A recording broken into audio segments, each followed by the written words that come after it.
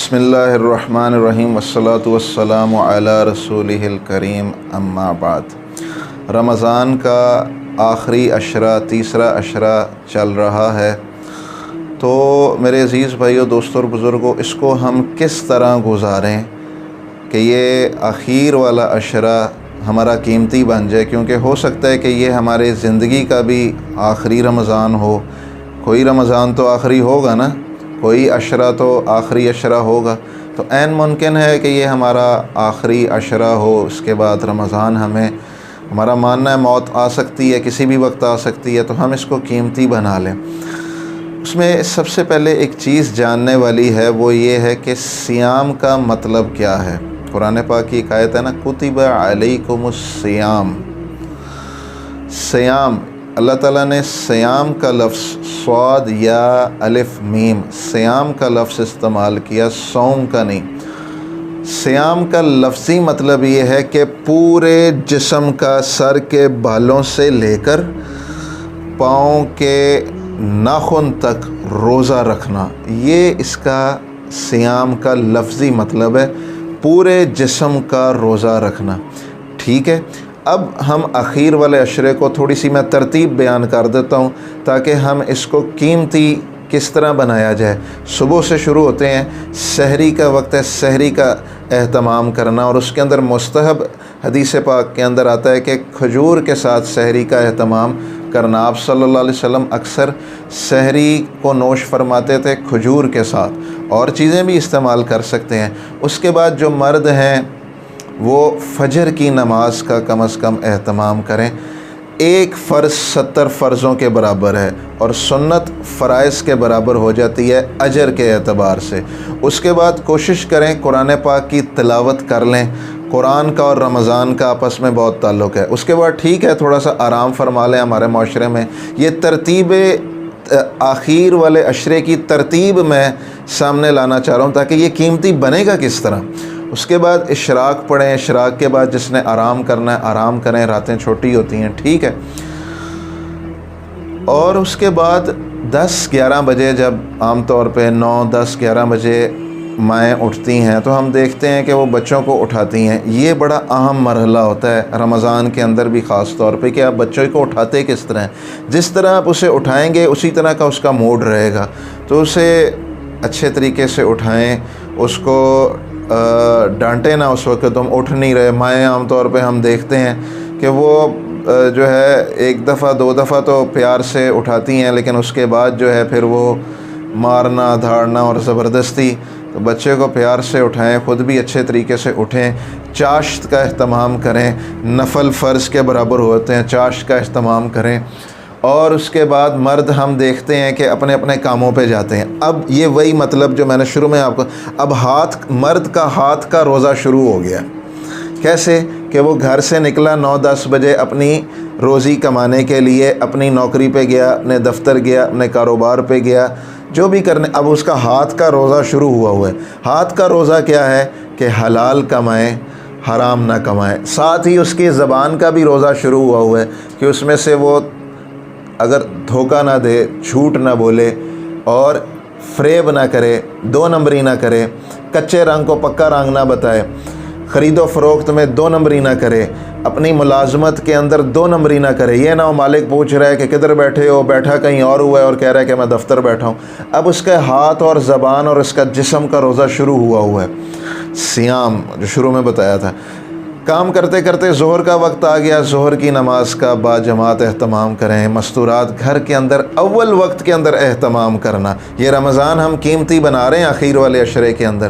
اس کے بعد جو ہے کچھ گھروں میں تعلیم کا اگر اہتمام ہو جائے تو بہت اچھا ہے، بچے بھی بیٹھ جائیں، اس کے اندر ہم کچھ رمضان کے فضائل، رمضان کیا ہے، ایک حدیث یہاں پہ سناتا ہوں، پھر ہم آگے چلتے ہیں۔ آپ صلی اللہ علیہ وسلم نے فرمایا کہ روزے کا بدلہ اللہ جل شانہ خود ہیں، کیونکہ اس وقت بھوک پیاس شروع ہوئی ہوتی ہے، تو وہ جو صبر، تحمل، برداشت وہ شروع ہو جائے، کیونکہ 12-12:30 کے بعد روزے کا فاقہ شروع ہو جاتا ہے۔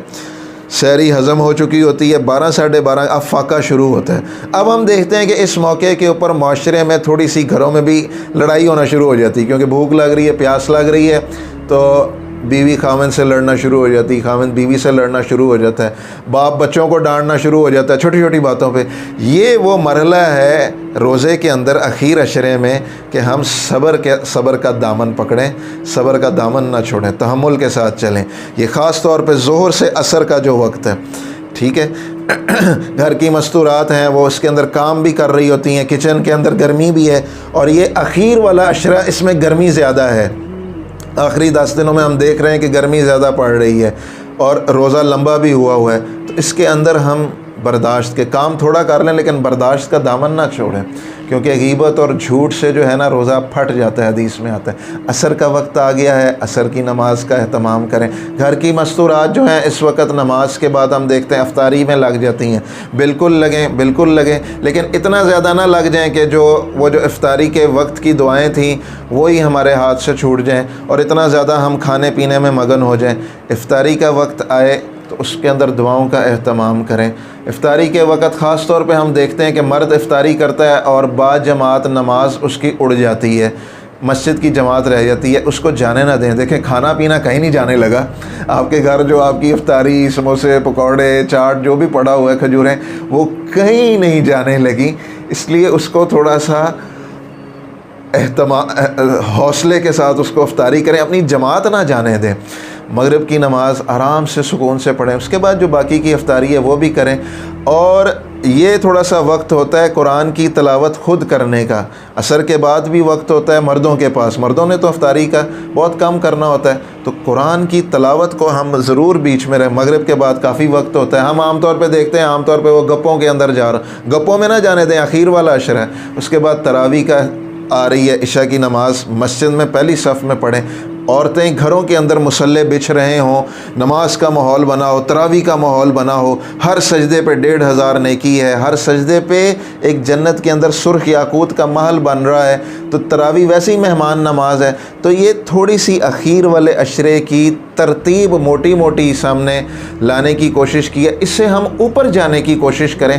اور اسی اخیر عشرے میں لیلۃ القدر بھی گھوم رہی ہے، آپ حضرات بیانات لیلۃ القدر کے فضائل جانتے ہیں، تو اس کو خوب آپ صلی اللہ علیہ وسلم اخیر والے عشرے کے اندر اما عائشہ فرماتی ہیں کہ اپنی کمر بستہ ہو جاتے تھے، یعنی بستر کو چھوڑ دیتے تھے۔ تو یہ چھوٹی چھوٹی راتیں ہیں، اس کو ہم جاگنا مقصود نہیں ہے، اس کو عبادت کرنا مقصود ہے، تو اس کو ہم ضرور قیمتی بنائیں۔ ٹھیک ہے وہ نوجوان جاتے ہیں، میں تو روکتا نہیں ہوں کیونکہ سارا سال مسجد میں نہیں آ رہے ہوتے، راتوں کو ہم دیکھتے ہیں نوجوان مسجد میں آتے ہیں، ٹھیک ہے تھوڑی سی جائز سی گپ شپ کی، لیکن اس کے اندر غیبت نہ کی، چغلی نہ کی، اور تھوڑے سے نوافل پڑھیں۔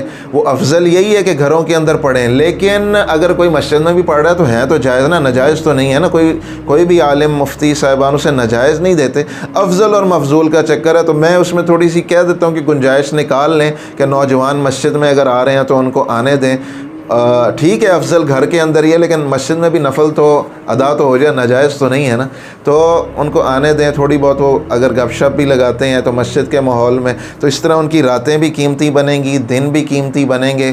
اللہ تعالیٰ مجھے اور آپ کو یہ اخیر والا عشرہ قیمتی بنانے کی توفیق عطا فرمائے۔ اور اس کی ایک دعا ہے، اللہم اجرنی من النار، اے اللہ مجھے دوزخ کی آگ سے نجات عطا فرما دے۔ نجات کا مطلب یہ ہے کہ اللہ تعالیٰ آپ کو 130 فٹ کا کریں گے اور جنت کے لیے آپ کو ریڈی کریں گے، اور آپ کو جو ہے وہ یوسف علیہ السلام جیسی خوبصورتی عطا فرمائیں گے، یہ نجات کا مطلب ہے، ٹھیک ہے۔ اور اس کے بعد آپ کی پہلے جنت کی حور آپ کے ساتھ ہوگی، اس کے بعد آپ جنت کے اندر انٹر ہوں گے، اور 70,000 سے زائد فرشتوں کا پروٹوکول آپ کو ملے گا۔ یہ دوزخ کی آگ سے نجات کا مطلب یہ ہے۔ اللہ تعالیٰ مجھے اور آپ کو اس ترتیب کے اوپر آنے کی توفیق عطا فرمائے، اس کو قیمتی بنانے کی توفیق عطا فرمائے، اور اس کو ہر اعتبار سے صفات والا بنانے کی توفیق عطا فرمائے۔ السلام علیکم ورحمۃ اللہ وبرکاتہ۔